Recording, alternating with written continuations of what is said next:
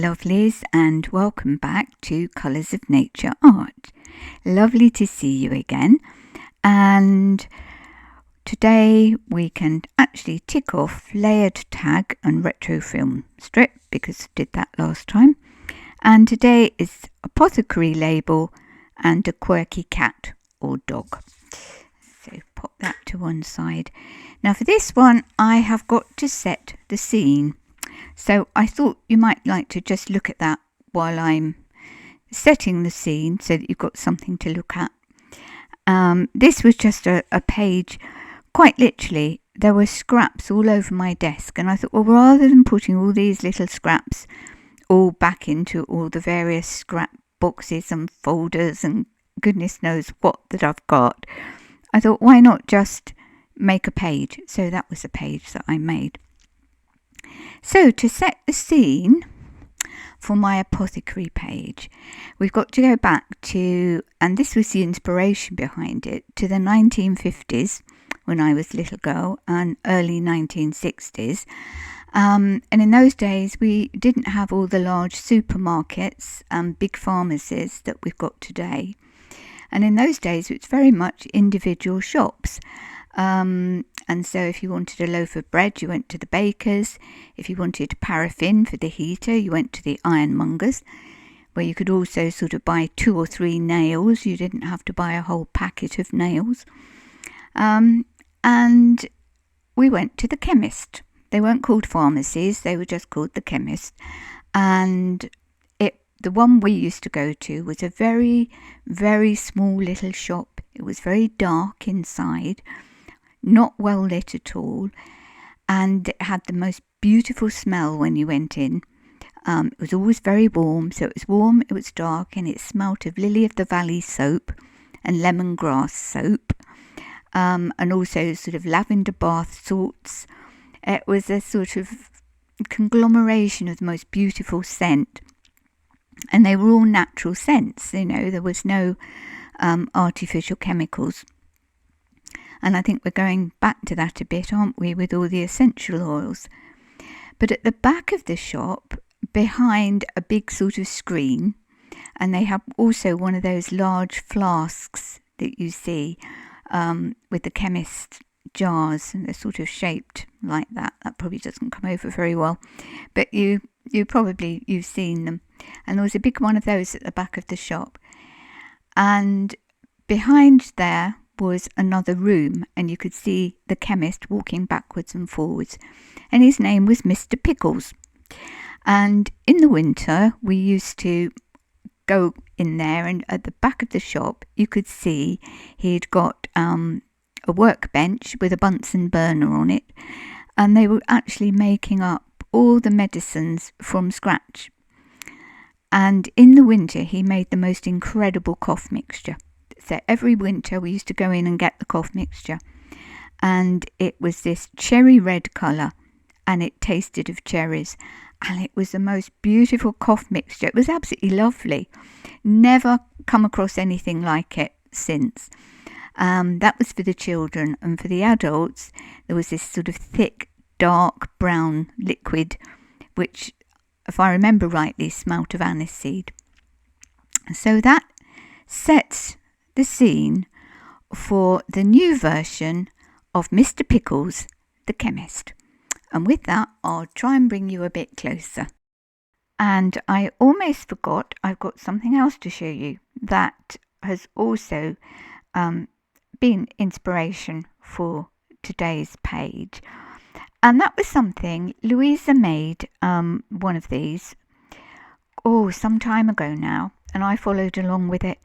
And I've tried to find you the link. I was going to put it down below for you, but I spent about half an hour going through all Luise's videos, and can I find this one? I can't, unfortunately. But Luise made this it's a 3D model, and Luise put hers on the back on a book, and then you can hang it on the wall. Well, mine has just been sitting on a shelf in my art room, but I did enjoy making this.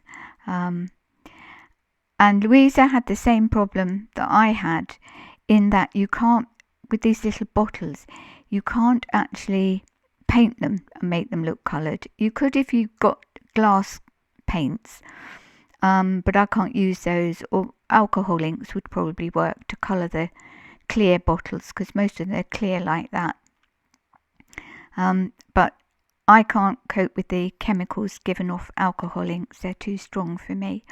So what I did instead, I don't know if you can see this, I got various coloured soap. I think there was some washing up liquid, there was some soaps, hand soaps, all sorts of things, and I've put it in there. You can just about see it moving about in there, so that is sort of quite realistic. And then, well, as you can see, it is, I should have said that it is an old apothecary shop, and that was my cobwebs, which sort of look quite good. And I made tiny little pills to go in the jar. That was made from air dry clay. They took ages to do. And then in that one, I can't remember what I put in that one. I think it was ground pepper I put in there. And in this little one here, if you can see, I've put some little twigs, and it says stem of cedar on the front. But I really enjoyed making, and this has been standing in my art room now on a shelf for some time. So that was an inspiration, and you will see that I have used a couple of these bottles, but unfortunately, because it's in a journal, I couldn't lay them down flat, otherwise we'd have had a lot of oozing stuff coming out of my journal, which we've already got quite enough falling out of my journal. As you've probably been following along, you know that things tend to fall out of my journals. So I just wanted to show you that. And the other quick thing to just show you, something I've been keeping my sewing machine bobbins in. This is a very old tin, and this actually dates from about, I think it was about 1840. And you can see they were established 1796, but this dates back to about 1840. And I've just been keeping my sewing machine bobbins in it. Megacin dyspepsia tablets. So here we have Mr. Pickles, the apothecary. And I still think you need to come a little bit closer. That's better. So what did I do? I made a door. That is just out of cardstock. And then it was just all very sort of too bright. So I distressed it with scorched timber distress oxide and scorched timber distress ink, because the ink being transparent gave a completely different look to parts of the wood. And then I threw some water at it, as you do, and got this lovely distress look. And I made a label which says, as you can see, Mr. Pickles, Apothecary. So this is the shop, Mr. Pickles Apothecary Shop. So down here we have a couple of customers who are checking out the wares, looking a little concerned, it has to be said. There's a little label there that says, for poorly pores, apply TDS 3 times a day. And then at the back, as you can see, I've made some little tags, and I was going to stitch all the way around my tags, but I'm still waiting for my sewing machine to be lifted up for me, so that's my excuse. I couldn't sew around them, but I would have liked to have done stitching. So what do we have? Well, we have got peculiar potion, poison, extract of bogwood, tincture of tadpole, and villainous vine. So I think it's time we met the new Mr. Pickles. And here he is. Let's move that out of the way. There. And on the inside of the door, I distressed the inside of the door as well, and put a few little notices up that feel as though they've embedded into the door. They've been there a long time. So, here we have Mr. Pickles. I have to say, I had the most incredible fun designing Mr. Pickles. And as you can see, it is complete chaos, really. If I lift this, I'll just try coming in a bit closer. There we are.